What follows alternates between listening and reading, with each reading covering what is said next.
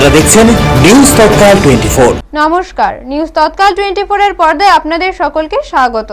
আপনাদের সাথে রয়েছি আমি ত্রিশাগ্নি। দেখে নিন এখনকার সংবাদ শিরোনাম। দলীয় উঠান সভায় সাবরুমে বিজেপিতে যোগ 4 পরিবারের 10 ভোটার। সোনামুড়ায় মোহনভোগে ট্রাকের ধাক্কায় গুরুতর যুবক, বিক্ষোভে উত্তাল এলাকা। এক টুকরো রোজগারের আশায় খোলা আকাশের নিচে রাত, আগরতলা পুর নিগমে দীর্ঘ লাইনে শত শত মানুষ। বিদ্যুৎপৃষ্ট কর্মীর পাশে মানবিক উদ্যোগ, এইমসে চিকিৎসার ব্যবস্থা বিপ্লব দেবের। অশোকাষ্টমী মেলাকে ঘিরে ঊনকোটিতে ভক্ত ও পর্যটকের ঢল। কমলপুরে পাগল কুকুরের তাণ্ডব, 12 ঘন্টায় 13 জন রক্তাক্ত, গুরুতর এক। 4 দফা দাবিতে সিআইটিইউ অস্থায়ী শ্রমিকদের বিধানসভা অভিযান। খুনের বিচার দাবিতে উদয়পুর খিলপাড়ায় সড়ক অবরোধ, পুলিশের আশ্বাসে প্রত্যাহার। দেখে নিন এখন সংবাদ বিস্তারিতভাবে। নির্বাচনের আবহে তৃণমূল স্তরে সংগঠন মজবুত করতে জোর তৎপরতা শুরু করেছে ভারতীয় জনতা পার্টি।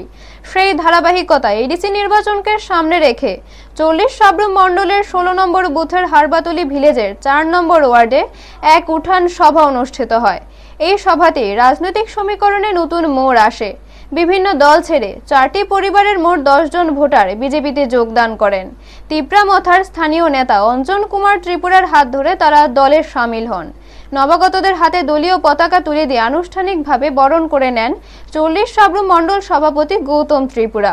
উপস্থিত ছিলেন সহ সভাপতি শান্তিপ্রিয় ভৌমিক, মণ্ডল সম্পাদক অপু রাহা, দলীয় প্রভারী বিপ্লব সেন, যুব মোর্চার সভাপতি ত্রিদীপ চক্রবর্তী সহ অন্যান্য নেতৃত্বরা।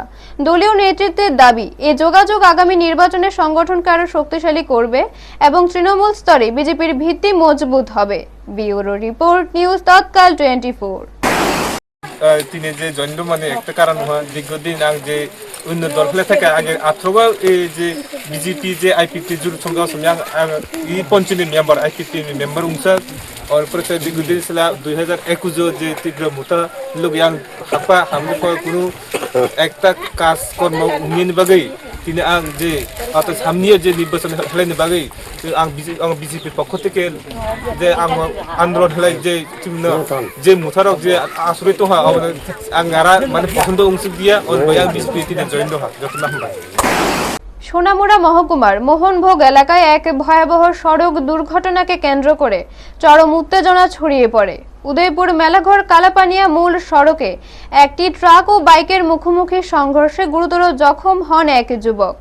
জানা গেছে, একটি সুপার স্প্লেন্ডার বাইক নিয়ে আনন্দপুর এলাকার বাসিন্দা জোহর দেববর্মার 19 বছরের ছেলে কিরণ দেববর্মা মেলাঘরের উদ্দেশ্যে যাচ্ছিলেন।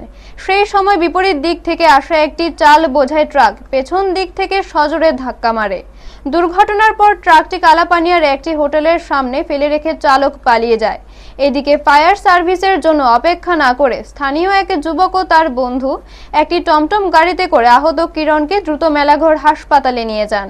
সেখানে প্রাথমিক চিকিৎসার পর তার শারীরিক অবস্থার অবনতি হওয়ায় চিকিৎসকরা তাকে আগরতলার জিবিপি হাসপাতালে রেফার করেন। বর্তমানে তার অবস্থা আশঙ্কাজনক বলে জানা গেছে। ঘটনার জেরে মোহনভোগ ও আনন্দপুর এলাকার উত্তেজিত জনতা ট্রাকটির উপর ক্ষোভ উগরে দেয়। তারা ট্রাকের সামনের অংশ ভাঙচুর করে এবং আগুন ধরিয়ে দেওয়ার চেষ্টা করে। খবর পেয়ে মেলাঘর থানার ওসি জয়ন্ত দাস বিশাল পুলিশ বাহিনী নিয়ে ঘটনাস্থলে পৌঁছে পরিস্থিতি নিয়ন্ত্রণে আনার চেষ্টা করেন।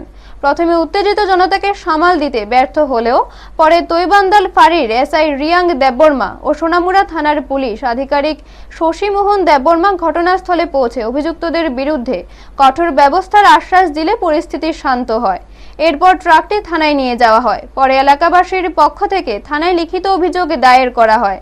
ট্রাকটির মালিক সোনামুড়া এলাকার বাসিন্দা বলে জানা গেছে। পাশাপাশি ট্রাকে থাকা রেশন সামগ্রীর বৈধতা নিয়েও প্রশ্ন তুলেছেন স্থানীয়রা। এই ঘটনায় ট্রাক চালকের বিরুদ্ধে কঠোর শাস্তির দাবি জানিয়েছেন ক্ষুব্ধ এলাকাবাসী। ব্যুরো রিপোর্ট, নিউজ তৎকাল 24। কি হয়েছে আজকের ঘটনাটা?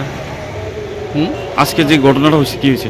নমস্কার, আপনারা যেহেতু সাংবাদিক, আজকে ঘটনা হয়েছে প্রায় 6:30 সন্ধ্যা 6:30টার সময় আমরা শুনছি যে একটা অ্যাক্সিডেন্ট হয়েছে। আমরা যে আনন্দপুরে যে শ্মশানঘাট এখানে আমরা তারপরে আমরা দৌড়ে আসি পরে দেখছিলাম স্পটে একদম একটা ছেলে আনন্দপুরের বাসিন্দা একটা ছেলে, প্রায় 18 বছর প্লাস হইব। এই ছেলে এনে পরে থাকতে পরে আমরা দেখছি, পরে ফায়ার সার্ভিসে কল দিয়েছি, পরে দেখলাম একদম সিরিয়াস অবস্থা, একদম পুরা রক্ত রাস্তা পড়ে। এটা দেখে আমরা তো হতবাক হয়ে গেছি। এখানে আমরা এই যে ট্রাক ওখান পরে আমরা দেখলাম যে কালাপানি অব্দি আইসের একটা হোটেল আছে, এই হোটেলের সামনে দিয়ে একটা ট্রাক দিয়ে ফালাইয়া দিয়ে বাগিয়ে গেছে বলে আমরা শুনছি। আয়া দেখছি ওসরে দেখছি আছে ট্রাক আছে পুরা ফুল, এখানে ট্রাকের মধ্যে এখানে আছে প্রায় চাল কোনটের আছে এনো, এই চালের ট্রাক। তাহলে আমরা চাই যে যেহেতু যে অপরাধ করছে, যে মালিক হোক, যে ড্রাইভার হোক, আমরা আপনার সামনে আমরা নিউজ থেকে আমরা একটা অনুরোধ করতে চাই, যারা যেটা অ্যাক্সিডেন্ট করছে তারা অতি সত্ত্বর আমরা বিচার চাই। আর এই বিচার না হলে যত পর্যন্ত না হয় আমরা কিন্তু থাকবো, মানে প্রশাসনের মধ্যে আমরা কিন্তু কথা বৃত্ত চলবো। আমরা চাই এই কয়েকদিনের মধ্যে এই যে ট্রাক মালিক, ট্রাক যেটা ড্রাইভার, তারা মানে অতি সত্ত্বর আমরা পুলিশে মানে হ্যান্ড ওভার করার জন্য। ঘটনাটা হয়েছে আপনার মোহনবুক কালীবাড়িটা পারি আছে, শ্মশানটা আছে না, এই শ্মশানটা পারি স্ট্যান্ডিংটা এখানে হয়েছে যে দেখছি এখানে 15-20টা গাড়ি দাঁড়া রয়েছে। দাঁড়া হওয়ার পরে আমি আমার একটা বন্ধু কি হয়েছে চল দেখি, আমরা বাড়ি মেলাঘর হই, আমরা গেতাম আরফান নিউজ করে খাইতাম। খাওয়ার সময় দেখতেছি যে আইসে দেখতেছে পরে রয়েছে ব্লিডিং, ফার্স্ট 6 লিটার ব্লিডিং যাইতেছে মাথা দিয়ে পড়ে, কেউই ধরে না। ওই কী করলো, আমি আর বন্ধু আর একটা টমটম ওলারে বাইরে ডাক দিয়ে সেটা তুললা, তারপর আমরা হসপিটাল লইয়েছি। কে বা কারা আমরা চিনি না, মানে পদে করতেছি বুধবার এরকম। রাতভর খোলা আকাশের নিচে অপেক্ষা, এক টুকরো রোজগারের আশায় যেন ধৈর্যের পরীক্ষা দিচ্ছেন মানুষজন। আগরতলা পুর নিগমের সামনে এমনই চিত্র দেখা গেল রবিবার রাতে। জানা গেছে প্রতি বছরের মতো এবারও চৈত্র মেলায় দোকান বসানোর জন্য 24 মার্চ টোকেন বিতরণ করবে আগরতলা পুর নিগম। সেই টোকেন পাওয়ার আশায় 22 মার্চ দুপুর থেকেই পুর নিগমের সামনে লম্বা লাইনে দাঁড়াতে শুরু করেন পুরুষ ও মহিলারা। রাত বাড়ার সঙ্গে সঙ্গে সেই ভিড় আরও বাড়ে এবং শেষমেশ শয়ে মানুষ সেখানেই রাত কাটাতে বাধ্য হন। অন্যান্য বছর যেখানে টোকেন নেওয়ার জন্য আগের দিন রাত থেকে লাইন পড়তো, সেখানে এবার একদিন আগেই লাইনে দাঁড়িয়ে পড়েছেন সবাই। তারপরও সকলের টোকেন পাওয়া নিয়ে অনিশ্চয়তা থেকেই যাচ্ছে। রোজগারের আশায় এমন দীর্ঘ অপেক্ষা ও অনিশ্চয়তা নিয়ে সাধারণ মানুষের দুর্ভোগ স্পষ্ট হয়ে উঠেছে এই ঘটনায়। ব্যুরো রিপোর্ট, নিউজ তৎকাল 24। আমরা তো এটা শোনা বলে আজকে দোকান দিব, দোকানের জায়গার নাম্বারে লেগা আমরা কবে দেওয়া হইব? এটা হ্যাঁ না 24 তারিখ বলে দিব। আজকে তো 22 তারিখ, মানে 2 দিন আগে আওয়ার কারণটা কি? ওখানে তো সবাই রয়েছে, এটা আমরাও রয়েছি। কি কারণে রাত্রিবেলা কি কারণে আইছেন? তো আমরা এই দোকানের লাগি আইছি। আচ্ছা, এই কারণে এলাম। তো আপনাদের তো টোকেন দেওয়া হইব 24 তারিখ, 22 তারিখ মানে রাত্রিবেলা এখানে বসার কারণটা কি? সবাই যে গতি, আমার এই গতি আপনি কি শুনছেন? শুনছি কইছে 24 তারিখ তো হইব, মানে ইয়ে করছে এরা, এর লগে লগে আমরাও দিলাম, সবাই মিললাম। কমিশন দিক থেকে সূত্রমেলার লেগা বিটি দিব, এই শুনে আমরা কবে দিব? পত্রিকাতে দিচ্ছে 24 তারিখ। তো আমার এখানে আয়া শুনতেছি 23 তারিখে দিয়ে লাগবে, এই হিসাবে আমরা 22 তারিখে আসছি। যেহেতু পত্রিকার মধ্যে বিজ্ঞাপন দেওয়া হয়েছে যে 24 তারিখ দেওয়া হইব, আজকে মাত্র 22 তারিখ, মানে 2 দিন আগে আসার কারণটা কি? কারণটা লোকের মুখে শুনি তো 23 তারিখ দিয়ে লাগবে, 24 তারিখ দেবো। আমরা তো আর শুনুন না, আমরা বাড়ি বিশাল গরমের যুগে কারণে আমরা একটু আগে রাত্রিবেলা চৈত্র মাসের রিজার্ভেশনের টিকেটের লিগে আইছি। কোন সময়তে আইছেন আপনি? আমি দুপুর 1টার সময় আইছি। এই টিকিট তো 24 তারিখ দেওয়া হইব, আজকে তো 22 তারিখ, মানে 2 দিন আগে আওয়ার কারণটা কি? আমরা তো শুনলাম আজকে সকাল 10টার থেকে এইদিকে মানে মহিলারা এবং পুরুষরা লাইন দিচ্ছে। তো শোনা কথা তো আমরাও আইলাম, এসে তো দেখি আমার যেমন 210 নম্বর আমার করছে। তা আমার আগে আরও অনেকজন দাঁড়াইছে, এবং সবাই যেমন করতেছে চাইতো না, আমরাও তো এইভাবেই, কারণ আমরা তো পেট খাই না মানুষ, আমরা বছরে একবার রিজেকশন করি, আমরা দীর্ঘ বছর ধরে, তার দিকে আমরাও বই আসছি কী করি। হঠাৎ এক দুর্ঘটনা, আর তাতেই থমকে গেল একটি পরিবারের স্বাভাবিক জীবনযাত্রা। দায়িত্ব পালন করতে গিয়ে জীবনের ঝুঁকির মুখে পড়লেন এক বিদ্যুৎ কর্মী। মানবিকতার হাত বাড়িয়ে দিলেন জননেতা। গত কিছুদিন আগে সাবরুমে বিদ্যুৎ দপ্তরের কাজ করতে গিয়ে দিব্যেন্দু পালিত বিদ্যুৎ পৃষ্ঠ হয়ে গুরুতরভাবে আহত হন।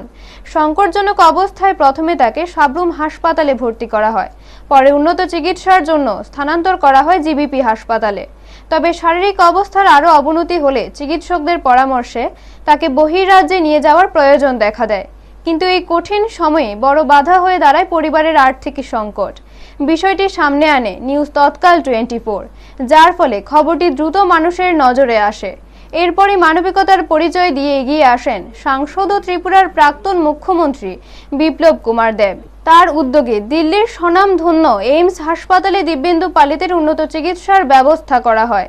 এই সহায়তা শুধু চিকিৎসার পথে সুগম করেনি, বরং বিপদের দিনে এক অসহায় পরিবারের পাশে দাঁড়ানোর এক উজ্জ্বল দৃষ্টান্ত স্থাপন করেছে।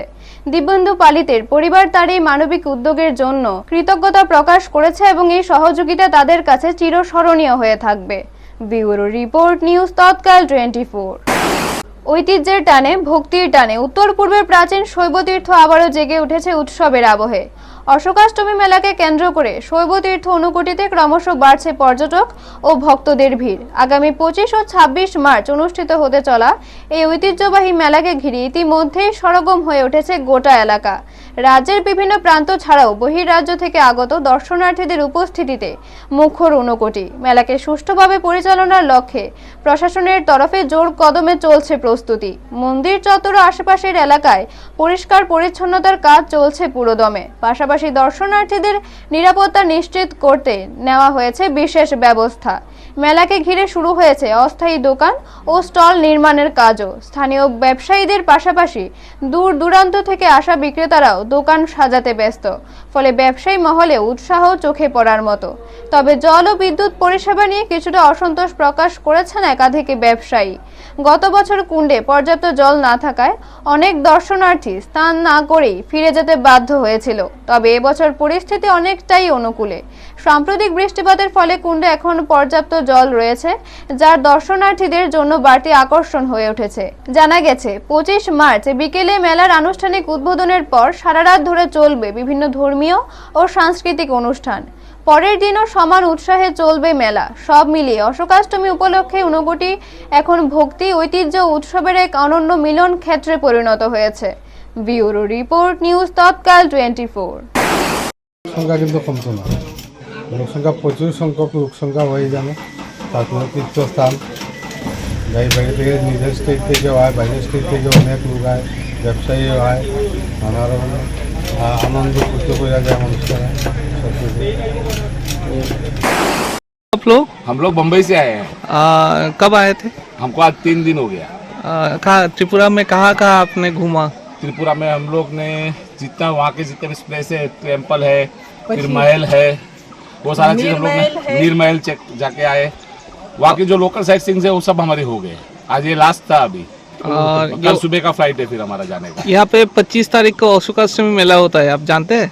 नहीं, इस मेले के बारे में कुछ पता नहीं था, लेकिन हमारी तो ऑलरेडी टिकट बुक्स है ना, इसके लिए हम लोग कल निकल रहे हैं। और हम लोग 10 कपल का ग्रुप है पूरा। এবং কি দেখলেন অনুভূতিতে, কি বুঝলেন এবং কিরকম লাগলো আপনার? আমরা আগরতলা থেকে এসেছি, খুব সুন্দর লাগলো জায়গাটা, খুব ভালো লাগলো এসে। ঊনকোটিতে কি প্রথম এবার?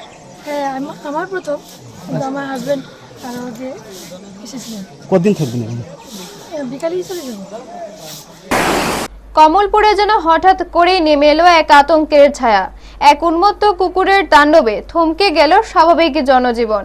মাত্র 12 ঘন্টার ব্যবধানে একের পর এক আক্রমণে রক্তাক্ত হলেন 13 জন সাধারণ মানুষ, যার মধ্যে একজনের অবস্থা আশঙ্কাজনক। ঘটনাটি কমলপুর শহর ও সংলগ্ন এলাকা জুড়ে তীব্র চাঞ্চল্যের সৃষ্টি করেছে। স্থানীয় সূত্রে জানা যায়, গতকাল গভীর রাত থেকে শুরু হয় কুকুরটির হিংস্র আচরণ। রাস্তায় চলাচলকারী নিরীহ মানুষদের লক্ষ্য করে আচমকাই হামলা চালাতে থাকে কুকুরটি। কেউ কিছু বুঝে ওঠার আগেই একের পর এক মানুষ গুরুতরভাবে আহত হন। আহতদের দ্রুত উদ্ধার করে কমলপুর বিমল সিংহ মেমোরিয়াল হাসপাতালে ভর্তি করা হয়। চিকিৎসকদের মতে আহতদের মধ্যে একজনের শারীরিক অবস্থা অত্যন্ত সংকটজনক এবং তাকে নিবিড় পর্যবেক্ষণে রাখা হয়েছে। বাকিদেরও প্রয়োজনীয় চিকিৎসা দেওয়া হচ্ছে। এদিকে আজ সকালেও কুকুরটি আরও 2 জনকে কামড়ে পালানোর চেষ্টা করলে পরিস্থিতি আরও উত্তপ্ত হয়ে ওঠে। অবশেষে প্রশাসনের তৎপরতায় কুকুরটিকে আটক করে নিরাপদ স্থানে সরিয়ে নেওয়া হয়। ঘটনার পর এলাকাবাসীর মধ্যে আতঙ্কের পাশাপাশি ক্ষোভও তীব্র হয়েছে। প্রশ্ন উঠছে, এত দীর্ঘ সময় ধরে একটি হিংস্র কুকুর কিভাবে অবাধে ঘুরে বেরিয়ে এমন ভয়াবহ পরিস্থিতি তৈরি করলো? আগাম সতর্কতামূলক ব্যবস্থা কেন নেওয়া হয়নি তা নিয়েও সরব স্থানীয়রা। ব্যুরো রিপোর্ট, নিউজ তৎকাল 24। বাড়ি কোথায়? নোয়াগাঁও কোন জায়গায়? আচ্ছা, কি হয়েছে আপনার সাথে? এটা আমরা সকালে সব ডেলি আমরা রাস্তা ঘুরি। মর্নিংওয়াক। হ্যাঁ, তখন কি হয়েছিল? এমনি আমরা দুইজন আইছিল, ওই কারপাটের মধ্যে আইয়াই হে গেলে কুত্তা। কি রঙের ছিল কুকুরটা? কালা। কালা। শুধু আপনাকে কামড় দিয়েছে? না, আর আরেকজন আইয়া গেছে। গতকালকে এই বিষয়ে আমি অবগত হয়েছি। তো গতকালকে সন্ধ্যা থেকে আমরা খবর পেয়েছি আমাদের ইমার্জেন্সির মধ্যে। গত রাত্র 10টা অবধি আমার কাছে নিউজ ছিল যে 8 জন এসছেন এরকম পাগল কুকুরের কামড়ে বিভিন্ন এলাকার, এখানের লোকালিটির মধ্যে, শহর এলাকার মধ্যে। তো সেই ইনফরমেশন আমাদের এখানে দেওয়া আছে এবং আজকে অনেকেই তার মধ্যে, এখন আমি খবর পেলাম টোটাল এখনো অবধি 13 জন এরকম এসছেন 13 পাগল কুকুরের কামড়ে। তার মধ্যে একজন পেশেন্ট রয়েছেন, এখন আমাদের হাসপাতালে ভর্তি রয়েছেন আন্ডার অবজারভেশন। ঠিকই আছেন মোটামুটি, কিন্তু চিকিৎসা চলবে। আর আমাদের হাসপাতাল থেকে কুকুরের কামড়ে যে ইঞ্জেকশন, ইমিউনোগ্লোবুলিন এগুলি দেওয়া হচ্ছে। সেই সাথে আমরা অ্যাডমিনিস্ট্রেশনকে, আমাদের এসডিএম স্যারকে, ওনাকেও আমরা এই বিষয়ে অবগত করেছি। উনিও এই ব্যাপারটা দেখছেন। এতটুকুই আমি বলতে পারবো। অধিকার আর প্রাপ্যের দাবিতে পথে নামলেন অস্থায়ী শ্রমজীবীরা। 4 দফা দাবিকে সামনে রেখে গর্জে উঠল বিধানসভা অভিযান। অস্থায়ী শ্রমজীবীদের দীর্ঘদিনের বঞ্চনা ও অনিশ্চয়তার বিরুদ্ধে সরব হয়ে 4 দফা দাবিতে বিধানসভা অভিযানের আয়োজন করল CITU-TECC। এদিন বিভিন্ন প্রান্ত থেকে বিপুল সংখ্যক শ্রমিক অংশ নেন এই কর্মসূচিতে এবং নিজেদের ন্যায্য দাবিগুলি জোরালোভাবে তুলে ধরেন। সংগঠনের পক্ষ থেকে উত্থাপিত মূল দাবিগুলির মধ্যে রয়েছে অস্থায়ী শ্রমজীবীদের স্থায়ী বা নিয়মিত করা, বকেয়া DA/DR দ্রুত প্রদান, নতুন শ্রম কোড কার্যকর না করা এবং বিভিন্ন স্তরে ছাঁটাই হওয়া শ্রমিকদের পুনর্নিয়োগ। আন্দোলনকারীদের অভিযোগ, দীর্ঘদিন ধরে একই কাজ করেও তারা ন্যায্য মজুরি ও চাকরির নিরাপত্তা থেকে বঞ্চিত হচ্ছেন। বারবার দাবি জানানো সত্ত্বেও সরকার এই বিষয়ে কার্যকর পদক্ষেপ নিচ্ছে না বলেও তাদের দাবি। এই পরিস্থিতিতে বাধ্য হয়েই বৃহত্তর আন্দোলনের পথে হাঁটতে হয়েছে বলে জানান আন্দোলনকারীরা। তাদের স্পষ্ট হুঁশিয়ারি, দাবি পূরণ না হলে আগামী দিনে আরও বৃহত্তর আন্দোলনে নামতে বাধ্য হবেন তারা। এই দিনের এই বিধানসভা অভিযানকে কেন্দ্র করে এলাকায় চাঞ্চল্য ছড়িয়ে পড়ে এবং প্রশাসনের তরফেও নজরদারি জোরদার করা হয়। ব্যুরো রিপোর্ট, নিউজ তৎকাল 24। সারা ত্রিপুরা এই আক্রমণের প্রতিবাদে প্রচন্ড ক্ষোভ মানুষের মধ্যে তৈরি হয়েছে, তার বহিঃপ্রকাশ ঘটেছে। মানুষ ছিটচিট করছে এবং এই সরকার জনগণের মধ্যে আরো বিচ্ছিন্নতায় ভুগছে। এরকম পরিস্থিতিতে সিআইটির এই যে সাহসী পদক্ষেপ, সেখানে এরা সাহস পায়নি কৃষকদের মতো এই আন্দোলনটাকে দমন করবার জন্য পরিচিত কাদায় আক্রমণ সংগঠিত করা। এটাই হচ্ছে ঐক্যবদ্ধ শক্তির লড়াই সংগ্রাম। আক্রমণ মোকাবেলা করে প্রতিবাদী দৃষ্টিভঙ্গি নিয়ে সাহসের সাথে মূল লক্ষ্যে পৌঁছার যে সংগ্রাম, তাকে এগিয়ে নিয়ে যাওয়ার দৃঢ়তার বহিঃপ্রকাশ। আপনারা শুনছিলেন শঙ্কর দত্ত বলছিলেন, 1-2 দিন আগে মুখ্যমন্ত্রী কিন্তু কথা বলেছেন তার অফিসের ক্যানারি বাবু, তাকে নিয়ে কথা বলিয়েছেন।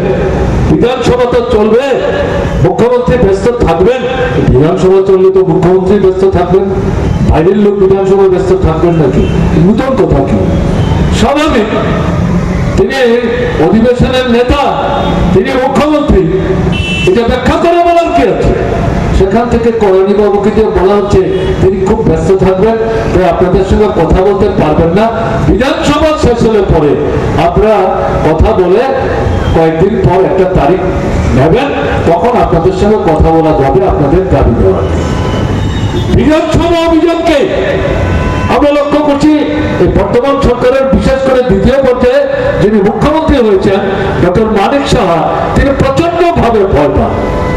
আমার এখনো মনে আছে, আমি তখন বিধানসভায় ছিলাম, 10,323 যাদেরকে প্যারাডাইস টাওয়ারেতে মধ্যরাত্রিতে লাঠি পেটা করে 55 দিনের মাথায় তারা যে অবস্থান ধর্মঘট করছিলেন তাকে তছনছ করে দিয়েছে। তারপর বিধানসভা যখন বসেছেন, সেই বিধানসভার সামনে 10,323 শিক্ষক বন্ধুরা তারা কিন্তু কোনো নতুন দাবি না, তারা বলছে এটা তো আপনারাই প্রতিশ্রুতি দিয়েছেন। 18 নির্বাচনে আপনারা যে 293টা প্রতিশ্রুতি দিয়েছেন, তার অন্যতম গুরুত্বপূর্ণ প্রতিশ্রুতি ছিল আপনারা সরকারে আসতে পারলে পর এই 10,323 তারা যাতে চাকরি ঠিক ভাবে ফিরে পেতে পারেন, সেই জন্য এই সরকার ব্যবস্থা গ্রহণ করবে। এই সময়ের মধ্যে 4 বছর আপনারা কি ব্যবস্থা গ্রহণ করলেন?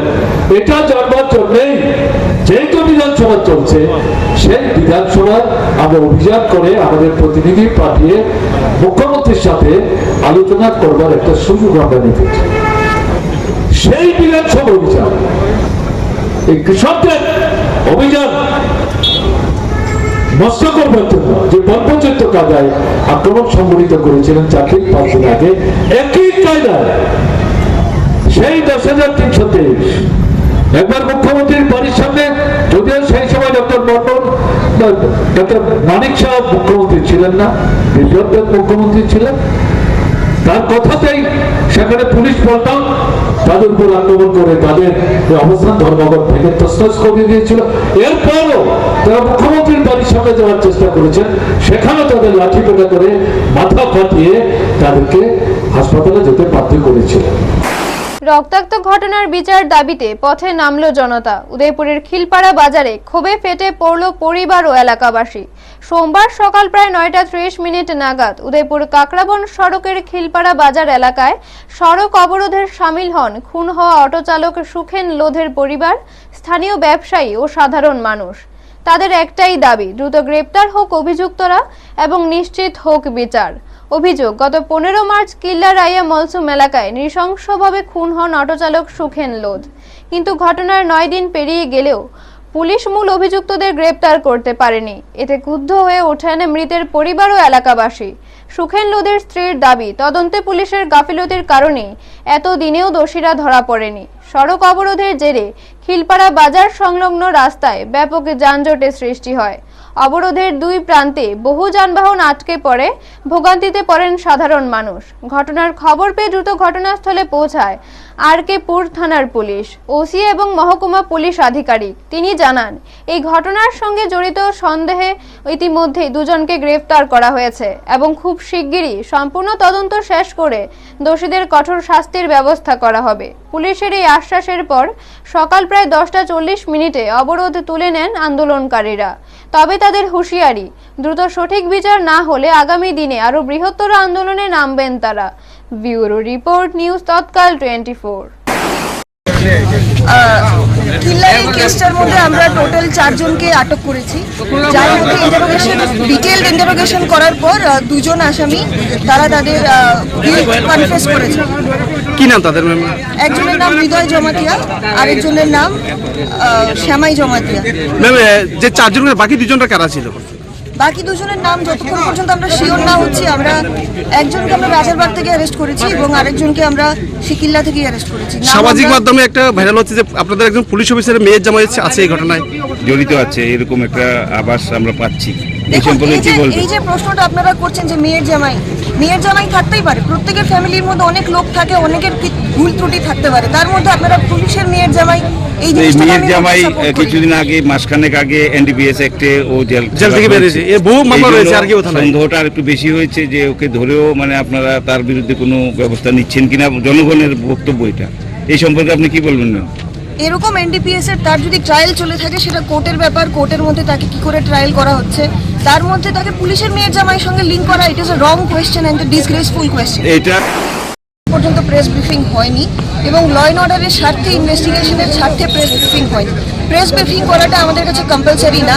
আমরা যখন মনে করি সেটা ইনভেস্টিগেশনের জন্য ভালো বা সবার কাছে আমরা 100% শিওর, তখন আমরা প্রেস ব্রিফিং করে দিই। এখন পর্যন্ত আমাদের কাছে কালকে যখন আমরা জেনেছি যে সে কনফেস করেছে, অ্যাকর্ডিংলি আমরা 1-2 প্রেসের লোকদেরকে আমরা জানিয়েছি, এমন না যে কেউই জানে। এটা স্পর্শকাতর বিষয়, এই বিষয়ে তো আপনার ম্যাডাম ইমিডিয়েটলি একটা প্রেস মিট করা উচিত ছিল, বা আপনি এই ব্যাপারে কি করবেন press meet? Immediate press meet করা ইম্পর্টেন্ট বলে আমাদের যখন মনে হয়েছে যে আমরা প্রেস ব্রিফিং করতে এখন ঠিক আছে, তখন আমরা প্রেস ব্রিফিং করে দেবো। ঠিক আছে, আটক করা মাত্রই প্রেস ব্রিফিং করতে হবে এমন কোনো কম্পালশন কোথাও লেখা নেই। না, আমি তো আসামিকে চাই, আমি আসামিকে একটু দেখতে চাই, আমার স্বামীকে তো আর ফিরে পাবো না। আমার নৃশংস বাবা কেন আমার স্বামীকে খুন করা হয়েছে? আমার ছেলে অসহায়, আমি অসহায়, আমি যে একবেলা ভাত খাবো ওই ব্যবস্থা তো আমার নেই। কেন আমার স্বামীকে খুন করা হয়েছে? এটা তো তদন্ত এখনো পর্যন্ত আজকে 9 দিন হয়ে গেল, কোনো প্রতিবাদ নাই। কি বলবো প্রতিবাদ নাই। পুলিশের ভূমিকা নিয়ে কি পুলিশের ভূমিকা নিয়ে কি বলবো? তারা তো গাফিলতি করছে, ধামাচাপা দেওয়ার চেষ্টা করছে। তা না হলে পুলিশ পারের এমন কিছু আসেনি এই জগতে এখন। আপনারা কি এসডি ম্যাডামের সাথে দেখা করেছিলেন? হ্যাঁ, দেখা করেছি। কি বলেছিল? উনি তো আমাদের 48 ঘন্টা টাইম দিয়েছে। 48 ঘন্টা তো পার হয়ে আজকে কয় দিন হলো? 9 দিন হলো। কেন গ্রেফতার হলো না? এখনকার মতো সংবাদ এই পর্যন্ত। পরবর্তী সংবাদের জন্য চোখ রাখুন নিউজ তৎকাল 24 এর পর্দায়। আপনারা দেখছেন নিউজ তৎকাল 24।